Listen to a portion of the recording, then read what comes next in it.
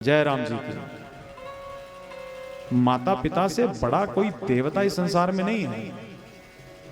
और माता पिता का हम लोग तिरस्कार करें, मंदिर में आकर के ठाकुर जी को खूब बढ़िया बढ़िया भोजन का भोग लगाएं, कल्याण हो जाएगा? बताइए, कल्याण होने वाला नहीं है। जीवन में कष्ट हो तो माता के दाएं अंगूठे को धो करके जो बच्चा उसका चरणामृत ले, अगर उसका भाग्य न बदल जाए तो फिर माई बाप मुझे कहिएगा। माता के चरणों में इतना अमृत बरसता है। आज हम आपके सामने बैठ करके अगर कथा को गा रहे हैं तो मैं आपको सत्य बताऊं, ये मेरी माँ की ही कृपा मेरे पर है, किसी और की नहीं है। सर्वप्रथम मेरी माँ ने ही मेरा हाथ पकड़ के गोविंद के चरणों में पकड़ाया, गोविंद जी के हाथों में पकड़ाया। लेकिन हम लोग करते क्या हैं? माँ बाप का तिरस्कार करना शुरू कर देते हैं।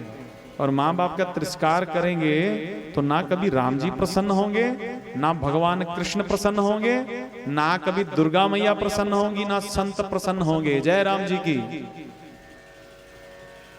घर में बहू है, अगर सास माँ को 2 चपाती बना के नहीं खिला सकती है तो बड़े बड़े भजन गाने से भगवान मिलने वाले नहीं हैं। मेरी बात समझ रहे हैं ना?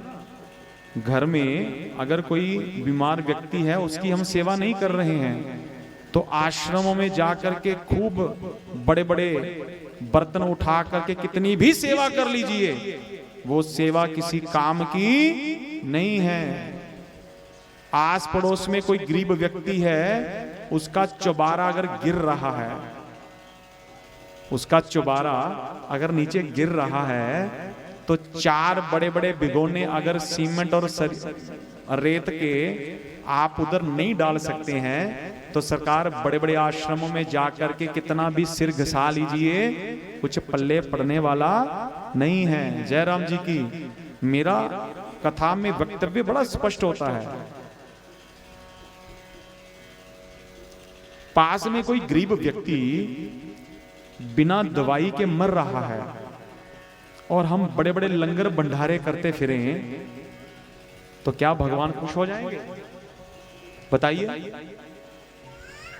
बड़े बड़े लंगर भंडारे करिए, सब कुछ करिए, बड़े बड़े आयोजन करिए, लेकिन उन भगवान को भी देखिए जो भगवान आपके आस पड़ोस में बिना भोजन के रात गुजार रहा है। घर में दिवाली हो, अपने घर में पटाखे मिठाइयां बाद में लाइए, पहले देखिए अपने आस पड़ोस में कोई ऐसा तो नहीं जिसके घर में जलाने के लिए मोमबत्ती भी नहीं है, उसके घर में मोमबत्ती जलाइएगा। तो सरकार फिर ज्यादा वेद शास्त्रों में कर्मकांडों में पढ़ने की आवश्यकता नहीं है। वो भगवान आपको इतना देगा कि आपसे संभाला नहीं जाएगा। मैंने आपसे कल चर्चा कर, जितने भिखारी लोग हैं ना, भिखारी लोग, ये कौन हैं? ये पिछले जन्म के बड़े बड़े धनाढ्य सेठ हैं, बड़े बड़े अमीर सेठ हैं ये लोग, लेकिन उन्होंने जीवन भर कभी ऐसा नहीं किया। अब ऐसा नहीं किया तो भगवान बोले